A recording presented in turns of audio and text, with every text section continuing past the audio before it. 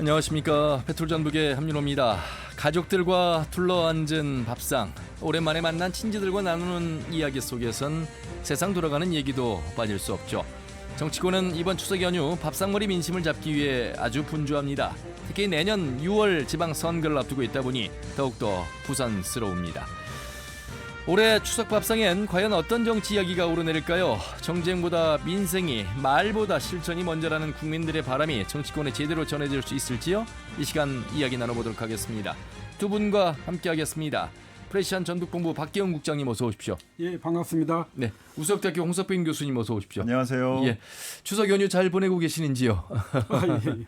박기영 국장님, 정치인들뿐만 아니라 우리 일반인들도 추석 때는 항상 경제 이야기, 또 내년 지방선거를 앞두고 특히나 정치 이야기 많이 합니다. 그렇습니다. 예. 예. 오늘 추석에만 이 전국의 차량 이동이 한 660만 대가 된다고 합니다. 예. 그렇다고 보면 이제 전라북도에서 이동할 차량은 대략적으로 한 10만 대 이상이 될 텐데, 이게 차량이 이동하는 것은 사람이 이동하는 것이고, 사람이 이동하면은 이제 민심이 서로 뒤엉키지 않습니까? 그러니까 이 명절 민심은 통상적으로 이 수도권의 민심과 지방의 민심이 혼용이 되는 이런 상황입니다. 그런데 이 민심이라는 게 부딪히면서 새로운 민심을 만들어가지 기존의 민심을 더욱 굳히는 경우는 그렇게 많지 않거든요. 그래서 통상적으로 이 정치권에서는 이 선거를 앞둔 직전의 명절 민심은 그 향후 선거의 이 풍향계다, 이런 이야기가 나옵니다. 예. 예. 이번에도 사실 추석 명절 밥상머리에서 정치 이야기 아마 빼놓지 않을 것입니다. 특히 이 지방선거가 8개월 앞으로 남았지 않습니까? 이러다 보니까 이 사실 그 정치에 대한 관심, 또 더군다나 이 조국혁신당의 등단으로 예. 이 모처럼 이 전북에서 일당 독주의 구도가 아닌 양당 구도의 대결 가능성이 지금 점쳐지고 있다 보니까 아마 정치에 대한 이야기 더 많이 나올 것 같고요. 그러다 보면 이제 입지자들은 이게 언행을 좀 조심을 해야 합니다. 그래서 이 민심 사냥을 하면서 이 말 조심, 이 몸 조심을 할 것 같습니다. 예. 이런 때는요, 이 떨어지는 낙엽까지도 사실은 정치적인 해석이 가능하거든요. 특히 말조심해야 할 것 같고요. 이 출마 입지자들 주로 이제 자신의 인지도, 지지도를 끌어올리기 위해서 지역 행사에 많이 참석을 합니다.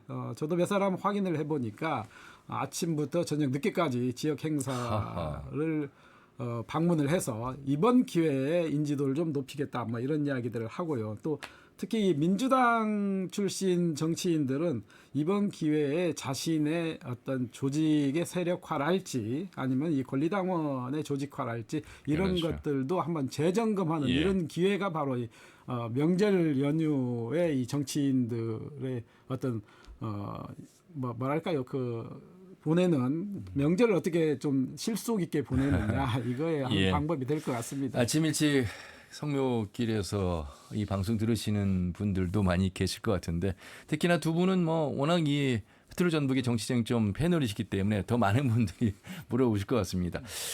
전주 올림픽 이야기도 나올 것 같고, 아까 말씀하신 조국혁신당과의 경쟁 구도도 나올 것 같고, 전북도의 정치권이 예전 같지 않다, 일 좀 한다라는 얘기도 나올 것 같고, 또 피지컬에 관심 있는 분들은 말씀도 하실 것 같고, 이야기거리는 굉장히 많은 것 같습니다. 그렇습니다. 무엇보다도 이제 여러 가지 얘기들이 나올 텐데, 일단은 오랜만에 이제 가족 친지들이 모여서 얘기를 할 때 전체적인 전국 돌아가는 상황을 얘기하겠죠. 그렇죠. 탄핵 이후 전임 대통령이 이제 파면된 다음에 새 정부가 들어섰지 않습니까? 들어선 다음에 지금 6월 4일부터 임기가 시작됐으니까 지금 한 3, 4개월 정도 지나는 상황인데요. 이 속에서 지금 상당히 많은 일들이 지금 벌어지고 있습니다. 이재명 정부 초기 국정과제 수행과 관련해서 지금 이 정부가 하는 여러 가지 대내외적인 문제들과 관련해서 얘기를 할 거고요. 또 민생회복지원금이라든가 이런 민생과 관련한 부분. 그렇네요. 또 오랜만에 고향에 왔기 때문에 자기 출신이었던 이 고향이 지금 도대체 어떤 상황인가. 그리고 내년에 선거가 있으면 이 지역 자치단체장이나 또 의회 선거 관련해가지고 어떤 인물들이 있느냐에 대한 함화평들도 다 할 거고요. 특히나 이제 자기 고향과 직접적으로 연관된 도내의 여러 가지 경제 회복과 관련한 현안들이 많잖아요. 그렇죠. 전주 올림픽이야 이제 전체를 이제 전북을 넘어서 전체적인 차원이지만 뭐 새만금이라든가 기타 이제 여러 지역별 완주 전주 통합이라든가 예. 다 자기의 그 맞아요. 고향과 관련한 자기의 뿌리와 관련한 여러 가지 정치 경제적인 이슈들이 있는 것이거든요. 이런 부분들에 대한 얘기들이 이제 많이 있을 것 같고요. 더 나아가서 이제 중앙에서 지금 벌어지고 있는 3대 특검에 대한 각자들의 생각들을 또 공유할 수도 있고 해서 예. 뭐 중앙이나 지역 고르지 뭐 가리지 않고 전반적으로 뭐 선거와 민생과 그다음에 대내외 환경 뭐 트럼프 대통령으로 인해 촉발된 관세 전쟁으로 인해서 뭐 지금 3,500불을 어떻게 현금으로 줘야 되나 이런 것까지도 있지 않습니까? 예. 이런 많은 얘기들이 정말로 소재들은 너무나 많습니다. 다만 이제 이 지역에서 오랜만에 고향에 와가지고 이런 얘기들 할 때 예. 결국 이제 향후에 이 지역의 어떤 정치권의 방향 또 경제 사회적인 발전의 방향 이런 부분들과 관련해서도 다양한 생각들을 서로 공유하고 계시지 않을까 이런 생각을 해봅니다. 예. 그리고 아마 오랜만에 고향에 오신 분들 현수막 보시면서 깜짝 놀라셨을 것 같아요. 무슨 현수막이 이렇게 환영합니다. 진심으로 환영하는 것인지 본인을 알리기 위한 홍보 현수막인지 알 수 없을 정도로 굉장히 많은 입지 후보자들의 현수막 보고도 놀라실 것 같은데 일단 말이죠. 뭐 지방선거가 코앞이기 때문에 이번 추석 명절에 자기 자신을 알리기 위해서 어떻게 할 것인가. 그리고 앞으로 이제 여론조사가 계속 진행이 되기 때문에 이 여론조사에 유미한 표를 제일 먼저 선점하는 것이 자기 자신을 지지하는 유권자든 그렇지 않은 유권자들에게 방향을 선도할 수 있기 때문에 이 후보자들은 여론조사 알리기, 자기 자신 알리기, 또 우리 유권자들 입장에서는 어떤 후보들이 나오는지도 면면을 살펴보는 그런 이제 시작점이 출발한 것 같습니다. 그렇습니다. 특히나 이 명절 직전의 여론조사는요. 사실 한국 정치에서는 다른 나라에서 볼 수 없는 이 명절 직전의 여론조사에 굉장한 관심을 보이는 이 특징이 좀 있습니다. 예. 왜 그러느냐 하면은요. 이게 사실은 정치적 파괴력이 좀 있습니다. 뭐냐면은 이 가족이나 친지들, 그 다음에 인맥들이 다 모여서 자연스럽게 이제 정치 현안 또 인물 평가를 하지 않습니까? 그러면 그 대화의 기준점이 이 여론조사가 될 수밖에 없거든요. 이 여론조사를 기준으로 해서 이야기를 하고 누가 높다 낮다 이런 이야기를 하다가 이게 이제 확대 재생산이 되고 또 많은 모임이 있지 않습니까? 그러면 이 재생산되는 이 속도도 또 빨라지게 됩니다. 그러다 보니까 이 정치적 파괴력 측면에서 첫 번째 여론조사가 아주 중요하다 이런 그렇죠. 생각이 들고요. 예. 또 하나는 이게 지지층의 결집 효과가 있는데요. 이 명절 때 예를 들어서 여론조사가 잘 나온 후보 측에서는 좀 더 열심히 하자, 주마가 편으로 더 열심히 하자 뭐 이런 이야기를 할 것이고요. 예. 또 잘못 나왔으면은 앞으로 분발하자 뭐 이런 이야기들을 할 것입니다. 그래서 이 명절 때에 후보별로 이 조직 점검의 기회를 갖는 이런 상황도 좀 있고요. 또 위기의식도 적당히 작용을 하면서 예. 새로운 출발점이 될 수밖에 없는 것이죠. 아울러서 이 캠프별로 여론조사가 나오면은요, 선거 전략을 좀 짜기도 합니다. 뭐냐면은 지역별로 연령별로 이 지지율 선호도가 나오지 않습니까? 예. 그러면은 명절 때 이 캠프 내에서 지지층과 함께 이 내부의 이 전략의 재조정 이런 일도 벌어집니다. 특히 이 앞으로는 이 추석 명절의 여론조사가 굉장히 중요해지는데 왜 그러냐 하면은요. 지금 통상적으로 이 총선이 매년 4월에 있고 4월에 있죠. 그렇습니다. 예. 그다음에 4년에 지방선거가 한 번. 6월에 있고 그동안에는 대선이 12월에 있었습니다. 그런데 이제 대통령 탄핵 과정을 거치면서 5월 9일. 대선이 예. 자연스럽게 5월, 6월로 넘어와 버렸어요. 예. 그러니까 6월에 이 선거가 있으면은 그 이전으로 올라가서 직전의 추석, 그러니까 한 8, 9개월 남은 이 시점에 추석 민심이 굉장히 중요해지고 전 언론사나 각급 기관에서 추석 민심을 잴 수 있는 여론조사를 할 수밖에 없다. 이 추석 민심을 재는 여론조사가 다음 해의 선거의 첫 번째 여론조사가 되기 때문에 더 관심을 가질 수밖에 없을 것입니다. 예. 여론조사 여러분 적극적으로 응하시나요? 어떻게 하시나요? 그리고 여론조사를 얼마나 많이 신뢰하시나요? 꼼꼼히 좀 살펴보시나요? 이 여론조사를 보고 유권자로서 선거에 임하시나요? 이런 질문들 한번 드려봐야 될 텐데 홍석평 교수님은 어떠신 것 같으세요? 저는 이제 여론조사 전화가 오면 예. 일단은 받기도 전에 끊어지는 경우도 많더라고요.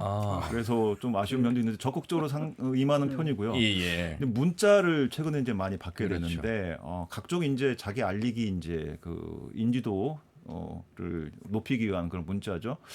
근데 이제 제가 보기에는 지금의 여론조사는 아직 선거가 좀 8개월 남기도 했고, 물론 이제 언론사 입장에서 보면은 초기 이 중요한 명절 기간 내에 민심의 바로미터를 잡아야 되기 때문에 이제 실시는 하는 것이겠습니다만은, 여기에는 그 지역에 또는 유권자들 전체의 폭넓은 어떤 정치적인 의지와 표심이 담겨 있다라고 보기엔 조금 한계가 있다라고 봅니다.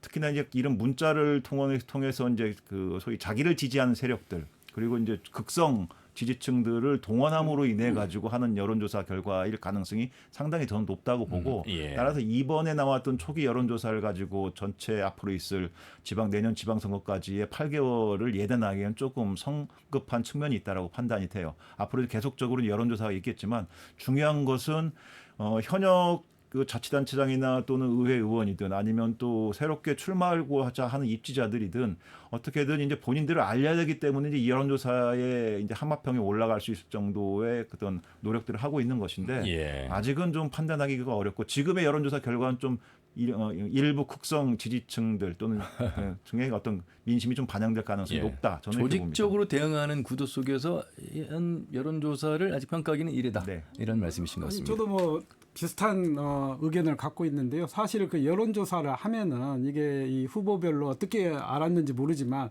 이게 자신의 지지층들에게 문자를 통해서 언제 여론조사를 하니까 적극적으로 응대를 해달라 이렇게 이야기를 하거든요. 그러면은 옛날 말로 참 이게 과대 포장하면은 여론조사 할 때는 시민들이 없다는 거 아닙니까? 그 여론조사 뭐 핸드폰을 보고 언제 올지 대기 상태라서 이런 정도 이야기도 있는데, 사실 뭐 그건 과장되고 어떤 그 후보 측의 캠프별로 이 조직의 어떤 대응 능력을 보는 것이 아니냐 뭐 이렇게 이야기가 나올 정도로 사실 초기의 여론조사는 좀 그렇고요. 여론조사 자체는 하나의 흐름, 추세를 보는 쪽으로 이렇게 봐야 할 것 같습니다. 그래서 어떻게 질문하느냐, 또 응답률이 얼마냐, 이런 부분들도 함께 보셔야 될 것 같습니다.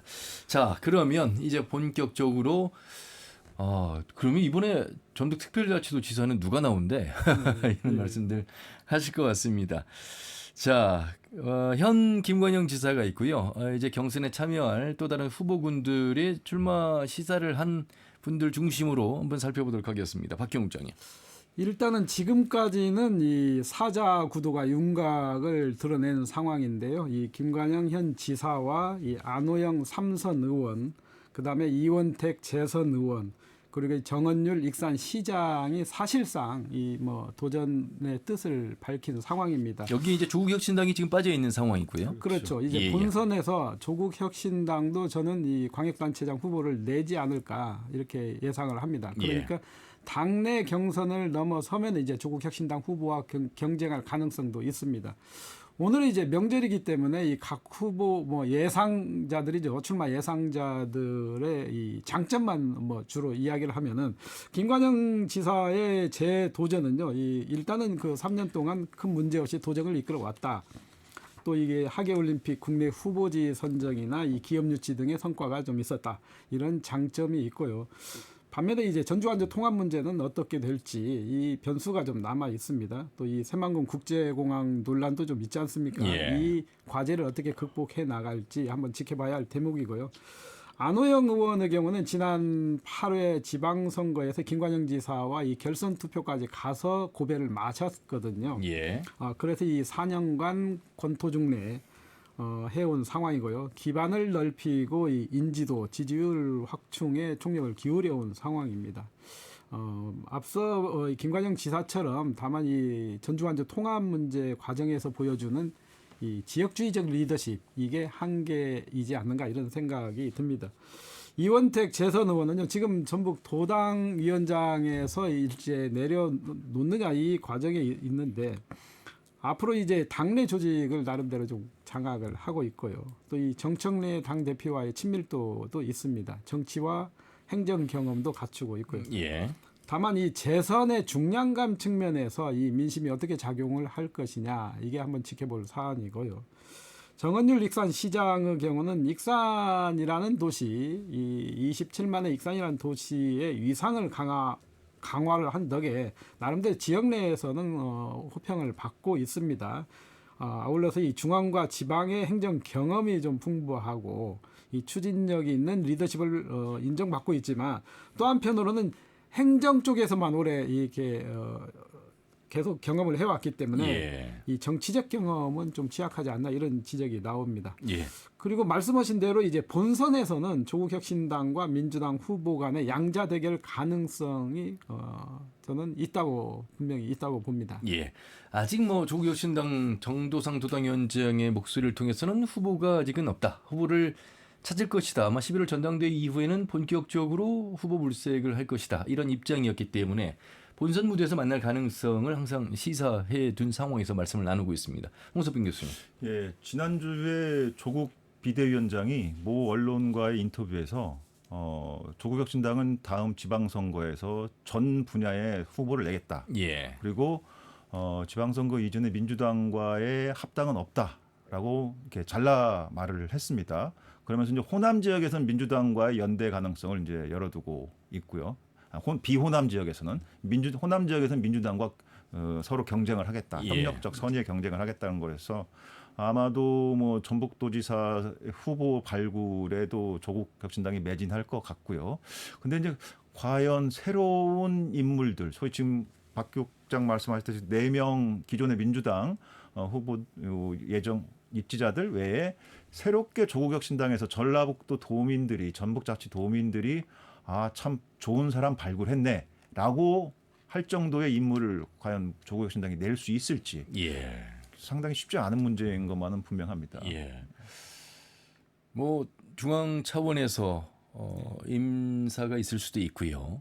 뭐 현재로서는 알 수는 없으면 민주당의 이런 후보들 이외에 또 있을 수 있겠느냐라고 하는 대목도 뭐 많은 말씀들이 있습니다. 아무래도 이 지방선거의 꽃은 도지사 선거지 예. 않습니까? 사실 그 조국 비대위원장이 지난달 25일 날 전북 도당과의 이 비공개 간담회를 했는데 그 자리에서도 이 도지사 이야기가 살짝 나오긴 했습니다. 이게 농담이라고 했지만 특정인의 이름이 거론되면서 한 당원이 이런 사람은 어떻습니까? 하니까 이 조국 위원장이 웃으면서 뭐 나하고도 잘 지내고 있습니다. 뭐 이렇게 이야기를 하면서 넘어갔거든요.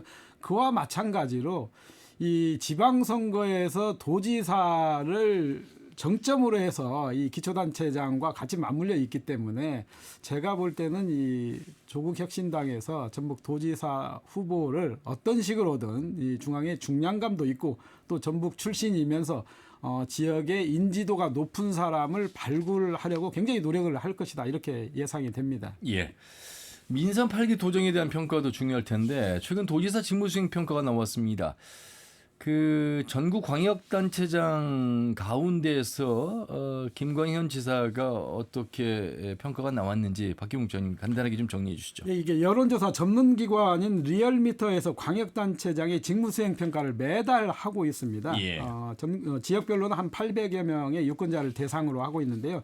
이게 이제 그 광역단체장의 긍정적 평가 이 비율을 지금 발표를 하고 있습니다. 예. 이때 이제 김관영 지사의 경우는 올 8월에 긍정적 평가가 50.7%, 전국에서는 3위를 기록을 했습니다. 주로 이제 김관영 지사 그 동안에 이 직무수행 평가에서는 어느 정도 굉장히 17개 시도 중에서 최상위권에 랭크를 해 왔습니다. 예. 다만 이게 각 지역별로 응답하는 어떤 응답자가 이 광역단체장의 직무 수행 능력을 과연 얼마나 꿰뚫고 응답을 했을까? 그렇죠. 이런 거에 대해서는 자칫 이게 이런 조사가 인기 투표로 흐를 가능성도 없지 않다 이런 지적이 나오고 있습니다. 예. 이번 조사는요, 이게 유무선 임의전화 걸기로 자동응답 방식으로 진행을 했고요.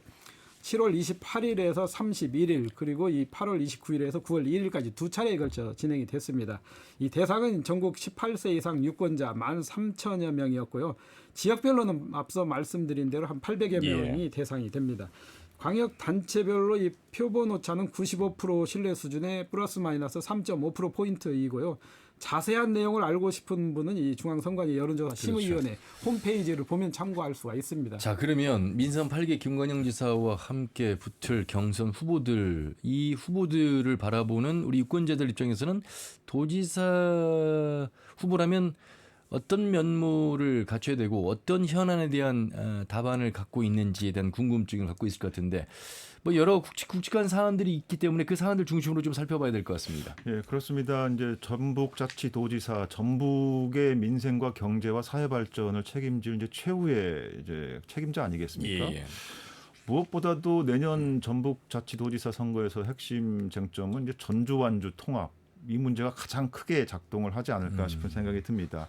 지금 지난해 6월에 이 문제가 이제 네 번째 전주 완주 전주 통합 문제가 이제 불거져 나오면서 지금 벌써 1년하고도 3, 4개월이 지났기 때문에 어떤 식으로든 이제 매듭을 지어야 될 상황이고 최근에 행안부 장관하고의 뭐 소위 육자 간담회를 통해 가지고 찬성 측 반대 측의 이 국회의원이나 이 지방자치단체장들이 의견도 표명을 했단 말이죠. 예. 지방자치법상에 이제 그 주민투표를 행안부 장관이 할 것이냐 말 것이냐 결정하게 돼 있기 때문에 조만간 어떻든 윤 장관도 이 문제를 매듭을 짓겠다는 의지를 표명한 만큼 일정은 곧 진행이 되지 않을까라는 게 제 나름대로 이제 예상이고요. 또 우리한테 굉장히 좀 비보죠. 새만금 국제공항 이 지금 착공 11월 계획이었는데 그 기본계획 취소 1심 판결이 나면서 행정법원에서 판결이 나면서 지금 완전히 지금 이연이 된 상태고 지금 불투명한 전국으로 좀 빠져나오고 있지 않습니까? 그다음에 대도시광역특별법이 통과되면서 우리 전북의 도로나 이런 여러 가지 철도나 기초 광역자치단체로 발돋움하기 위한 그런 메가시티로 발돋움하기 위한 여러 가지 사회 인프라들이 지금 깔려야 되는데 사실상 이 정치인들과 지방자치단체장들이 이 사업들에 대해서 적극적으로 추진해 온다고 하면서 노력들은 했지만 이 결실이 지금 잘 안 맺어지고 있거든요. 예. 아무리 저기 축구에서 드리블을 잘하고 문전까지 간다 할지라도 골을 그렇죠. 넣어야지만 득점 포인트가 있는 거 아니겠습니까? 예. 따라서 최근에는 우리 지방자치단체 장은 물론이거니와 지방 국회의원들에 대한 이 도민들의 예. 관이 결정력 그리고 추진력 그렇죠. 이런 것들에 대한 의문심도 지금 굉장히 예. 높아지고 있는 상황이에요. 골 점유율의 수치가 아니라 한 골, 네. 확실한 한 골이 필요하다 이런 말씀이시네요. 저도 한 말씀 드리면은요. 이번 추석 연휴 명절에서도 우리가 확인했듯이 이 교통 굉장히 심각하지 않습니까? 예. 이 호남 고속도로의 정체 현상도 심각하고 그다음에 이 전주에서 김제, 전주에서 뭐 완주 뭐 이쪽 기초 단체 간의 연결 도로망도 굉장히 정체가 심각하거든요. 다행히 지금 지난 4월에 전북 국회의원들이 노력을 해서 대도시 광역교통에 관한 이 특별법을 개정을 했습니다. 그러니까 전주시도 앞으로 이 국비를 지원받을 수 있는 그런 그 대상이 됐는데 문제는 이제 우리 교수님 말씀하신 대로 이 지원 대상만 되면 뭐 합니까? 이 빨리빨리 이 뭐 사업들이 확정이 돼서 국가 예산을 갖고 와서 이 도로망 거미줄처럼 얽힌 도로망을 만들어야 하는데 우선순위에 뒤로 밀려 있으면 이게 백년 하청이거든요. 예. 그렇기 때문에 전북 정치권에서 이런 노력들 많이 해야 할 것 같습니다. 예.